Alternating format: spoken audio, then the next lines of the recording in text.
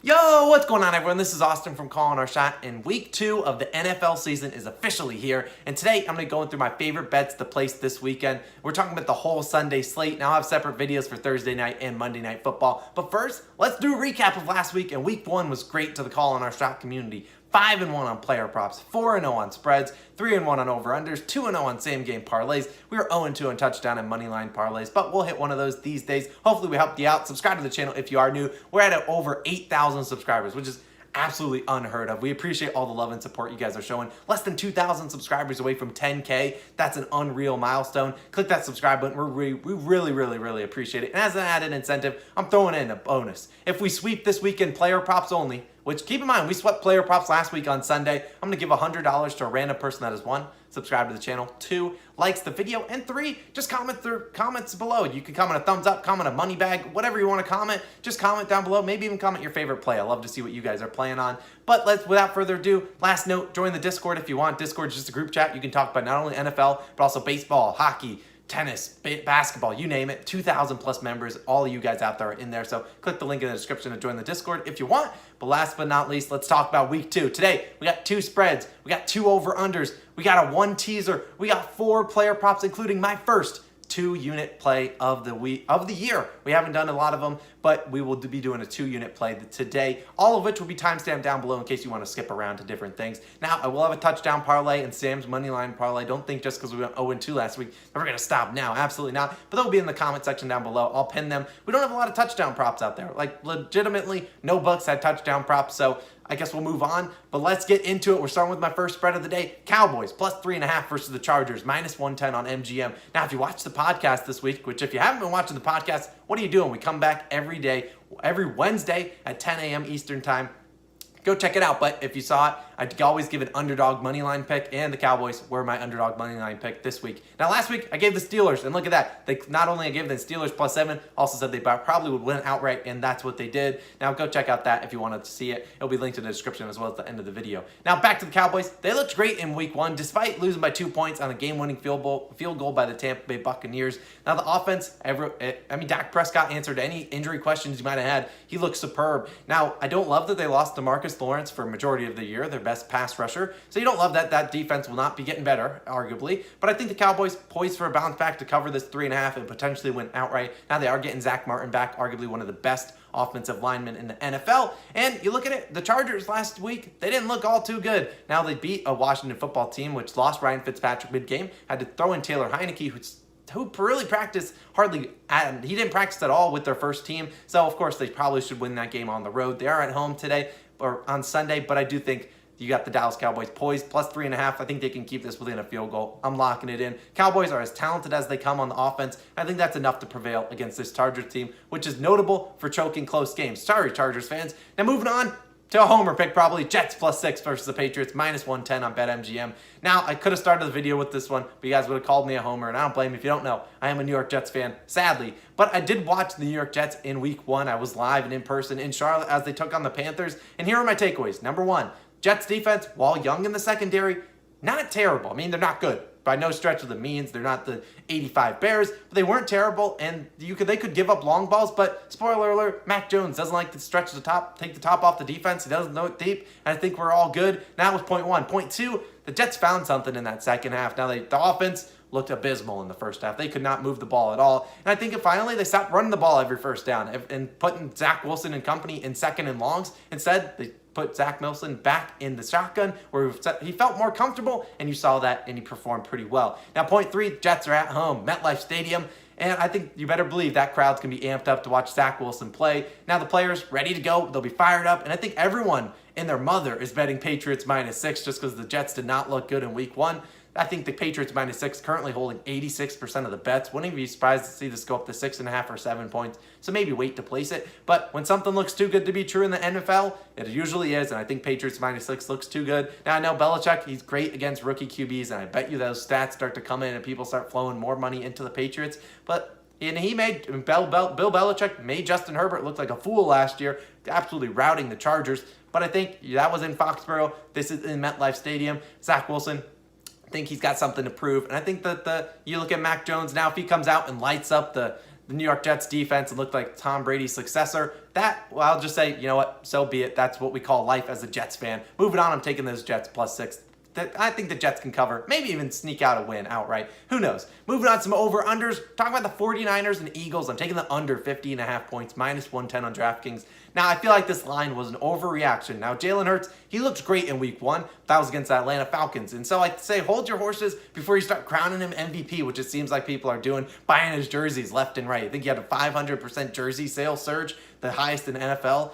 Yeah, no, I understand. I love Jalen Hurts, and you won't find a bigger Hurts supporter. I'm really rooting for his success in the NFL. I ultimately think he will succeed as an NFL quarterback. But I guarantee you, if this line was in week 1, this matchup was in week 1, this line would have been about 44.5 points. It's moved up 6 points because the books are like, yeah, maybe these offenses are a little bit better, but also because they know people are going to be roped in. They're going to see the high-scoring game of the 49ers last week, 41-33 against the Detroit Lions. And obviously the Eagles put up 32 points of their own. Now I get it. The 49ers defense was alarming, did give up 33 points against a weak Lions team, but they had a huge lead all game. They were just playing prevent defense. You looked at the Detroit Lions just trying to play from behind, throwing the ball nonstop. Now this game is in Philadelphia. The crowd will be rowdy. Logan can attest to that. He lives in Philly. He knows those people are crazy. Now, heck, 50.5 points is a lot of points to score in a football game, especially with the 49ers on the road. I think the defense will tighten up. If you look at it, the under has gone. Between these two teams, they've gone under in 4 straight games. Now, granted, that's over the last 10 years, so that's not really saying too much, but I love the two teams. Jalen Hurts not going to complete 77% of his passes like he did in week 1. Give me the under, 50.5 points. It's not a popular pick, but I think it's the right pick. Moving on to another over-under. I'm taking the Broncos. Team total over 26 points, -108 on FanDuel. So I get it. Now, you can take this at 25.5 on BetMGM. It's a little bit better. I mean, obviously 25.5 versus 26, but it's -120, a little bit juiced. And I don't know the last time I saw a team score 26 points. Now, I'm sure someone did score 26 points over the weekend, but it doesn't happen all too often. So I'll take 26 points, a little less juice, -108. For starters, they're playing the Jaguars. And honestly, you could skip to the next pick because I think that might be enough analysis for a lot of you guys out there. But the Broncos looked solid in week 1. Jaguars did not, giving up 37 points to the Texans. Now, you look at the Broncos, they put up 27 points, 14-point win against the New York Giants, who have a pretty decent defense. They're not necessarily the best, but they did cash this over versus them. And now the Broncos, I won't lie to you, they aren't known for having a high-powered offense. They're not the Kansas City Chiefs or the Tampa Bay Buccaneers or the Dallas Cowboys. That's not what they are, but they're playing against the Jaguars defense. Here's a stat for you. The Jaguars have allowed their opponent to score 27 or more points in 8 straight games dating back to last season. Now, truthfully, if you want me to go even farther, over entire last season, they allowed their opponent to score over 27 points in 15 games. Yes, 15. Now, or I believe they've allowed their opponent to score 27 points in 16 of their last 18 games. I mean, absolutely, they were terrible. And I don't think that will change. Urban Meyer likes to run the ball fast, and he likes to get the ball up and down, fast tempo. And it's the opposite thing that, you look at the Denver Broncos, the great defense, and I think Trevor Lawrence will not like to see that Denver Broncos front seven, or even really the whole defense. They're very deep, and I think it's going to force some turnovers. I don't see the Broncos having trouble scoring 27 or even 28 points this weekend.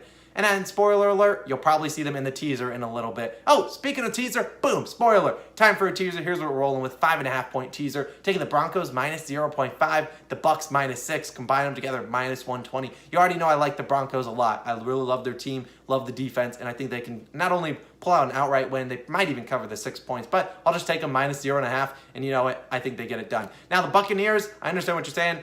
They didn't look great. The defense didn't look great in week 1, but hey, here's how you get it right. You verse the Atlanta Falcons, and good gracious, they were terrible. 32-6 loss to the Philadelphia Eagles, and they were at home. Now they get to travel to Tampa, get to fly there, take on the Buccaneers, who are just looking to correct some things they had some problems in week 1. You look at it, the Bucs have played in 3 games last season with the rest advantage. Now, rest advantage just means they had more games than the other team did in terms of playing. And you look at the Bucs, they played on Thursday, so they have the rest advantage versus the Falcons, and the Bucs had that same rest advantage 3 times last year, and they covered the regular spread in all 3. They were 3-0, and that's 11.5 points. I'm just asking them to win by 6. You look at the Falcons, they love to run the ball with the new head coach, Arthur Smith. Yes, sorry, you're not going to run the ball against the Bucs defense. Newsflash, that's not going to happen. So there will be the ball will be in Matt Ryan's hands, and that will not lead to a lot of good things. Look at the offensive firepower the Bucs have. The Falcons do not have that. All they got is Calvin Ridley and rookie Kyle Pitts. They didn't have the offensive firepower like a team like the Dallas Cowboys, who kept it close against this same Tampa Bay Buccaneers.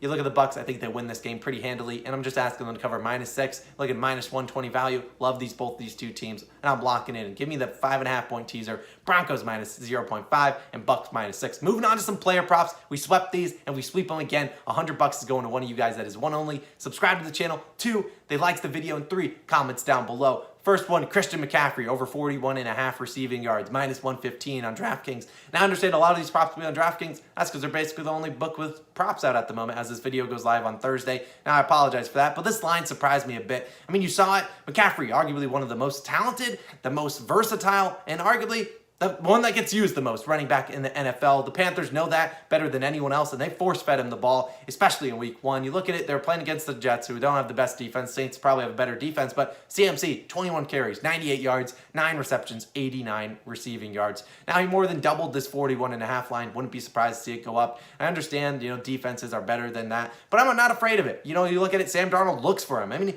we were watching pregame. As I said earlier, I was at this game. We were watching at the week 1 game against the Jets. I was watching pregame. They were practicing dump-offs to CMC. Yes, they were practicing them. Not just like, everyone's covered. Here's CMC. No, they were practicing them pregame in the end zone.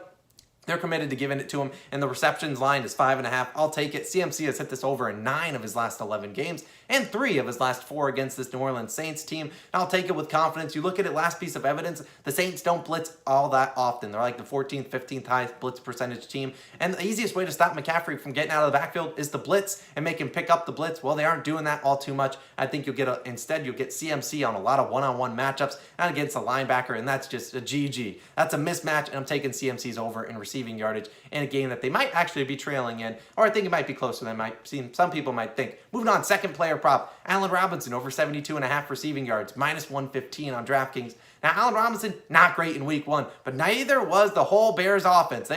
They couldn't do anything against that Rams defense, and that was all because Allen Robinson was stuck on the Jalen Ramsey island, which you didn't love to see. Well, now this week, he gets Cincinnati Bengals, so congrats, you get a good, big bounce-back week. Now, Allen Robinson, he's the king of the bounce-back. Now, what do I mean by that? You're like, what the heck's the king of the bounce-back? I mean, some games he puts up a dud, and then the next game after it, he absolutely explodes. Now, that might be Matt Nagy saying, we got to get Andy Dalton. Hey, get Allen Robinson the ball or whatnot. But here are some examples. Dating back to November 2019, Allen has put up some receiving yardage that weren't that good. He had 15, 48, 53, 33, 53, 43 yards. Obviously not hitting the over in any of those games. The game right after that, the week right after that, he's put up 131, 125, 71, 123, 70, 74 yards. So he's cashed it over in a large majority of these games, hitting over 120 yards in 3 of those 6 games after he went under. I love it. The matchup against the Bengals is about as good as it gets. This is a guy in Allen Robinson who he hit this over in 5 of his final 6 games. The only game he didn't play much in week 17 against the Packers.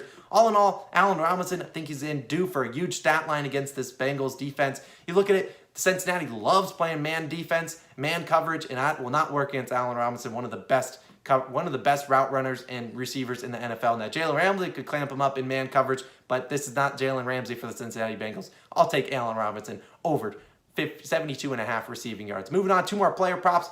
We're talking about Amari Cooper, another receiver, over 71.5 receiving yards, -115 on DraftKings. Now, we all saw Amari Cooper light up the stage week 1, 13 receptions, 139 yards, 2 touchdowns. If you watched my preseason fantasy football video, you know I'm a big Amari Cooper fan. I love him, and I think he's very good. I thought he was the best value on the board in fantasy football. Now, I didn't expect him to come out and go absolutely crazy, but a lot has transpired since week 1, that Thursday night game. Now, when they played against the Buccaneers, one of the best defenses in the NFL. Now, for one, starters, DeMarcus Lawrence, like we talked about earlier, out. So this Cowboys defense, not going to be all too good this year. And that's even music to your ears if you're a fantasy football owner. For any Cowboys, they're going to have to score the ball. Now, number 2, Michael Gallup injured. Their talented third-string receiver, or third receiver on the depth chart, he's injured. And now Cedric Wilson, I believe, will slot into that role. But he's not Michael Gallup. Michael Gallup, arguably probably one of the most talented third receivers on an NFL team. He's great, and I think more targets will be funneled to Amari Cooper and CeeDee Lamb. Now, I don't think they need all too many targets. Both of them saw 15-plus targets in week 1. Now, I don't expect the Cowboys to be throwing it as much as they did in week 1. They'll be able to run the ball a little bit more with Zeke Elliott, but I think they can beat a team. I mean, you think about the Chargers, they should be able to put up points against this Cowboys defense led by Justin Herbert, Keenan Allen, Austin Eckler. And you look at it over his last 6 full games with Dak Prescott, Amari Cooper has hit the over in all of them. Yes, 6 for 6, 80 plus yards in all 6. So if the line moves, don't be ashamed. Don't be alarmed. I still like it, and I think he's got a great connection with Dak Prescott, and I don't expect the Chargers cornerbacks, led by Chris Harris Jr., to completely stop someone as talented as Amari Cooper. They're not light years ahead of the Bucs secondary, who did struggle, but this is Amari Cooper, CeeDee Lamb, two of the best receivers in the NFL. They let Terry McLaurin haul in 4 receptions on 4 targets for 62 yards in week 1. That was with Fitzpatrick and Taylor Heineke. Give me Amari Cooper to have more than 4 targets than Terry McLaurin had. He'll have at least 8 to 12, and I think that will be more common. You'll see him cashing this over more often than not this year. Moving on to what you've all been waiting for, the final play, the 2-unit play of the day. Darrell Henderson, under 2.5 receptions, minus 185 on DraftKings. So I get it, it's super juice, and that's why I'm making it a 2-unit play. But I have a lot of confidence in this, and here's why. Stafford, not big on checkdowns. He's not normally a big checkdown receiver. Now Darrell Henderson plays for the Rams. They're playing against the Colts. Now, Stafford, not a big checkdown. Since 2015, his average depth of target, 9.3 yards. That's the 6th highest in the NFL. Now, you think about the Rams offense, you think they're going deep a ton last week, and I think that leads to the Colts playing. And the Colts themselves got beat twice last week deep by Tyler Lockett. So I think they'll play them a little bit off, and that'll lead to some shorter completions to guys like Cooper Kupp, Robert Woods. You'll see Van Jefferson and Deshaun Jackson running deep, but Cooper Kupp and Robert Woods, more possession receivers. And I think they have a lot of yards after the catch. Now, Henderson played in 29 career games, only had 3 receptions, meaning he cashed this over in 1 of them. And that was last year when he had 3 receptions on 4 targets. In week 1, he saw 1 target and 1 reception. And that was a game where Sony Michel, he was not there, but 3 snaps basically non-factor. Expect this to be a lower scoring. I don't know, it might be a lower or higher scoring game, but I do think the Colts like to run the ball, so not only will they chew clock more, the Rams, I think they'll be leading in this game, leading to more rushing opportunities for Darrell Henderson, but less receiving opportunities. All in all, give me the under in this spot, minus 185 for a line that I think should be 1.5 receptions, and maybe it is by the time you're watching this, but first 2-unit play, minus 185, Darrell Henderson under 2.5 receptions. Now, if those 4 player props cash, one of you guys is getting $100. Just all you got to do is subscribe, like, and comment on the video. That will do it. If you want to check out the 3rd edition of the podcast, it'll be linked right here. We appreciate it. Like I said, I'll be putting the touchdown and money line parlay in the comments down below. I'll pin it once I have lines for them officially. Let's have another good week in the NFL. This has been Austin. I'll catch you guys in the next one. Now, spoiler alert, tomorrow on Friday, we're going to get an exciting video, and it's going to be a special guest interview with someone from OddsJam, which is one of our best sites, and something that will help you become a better sports gambler. That is all. I'll catch you guys in the next one. Peace out.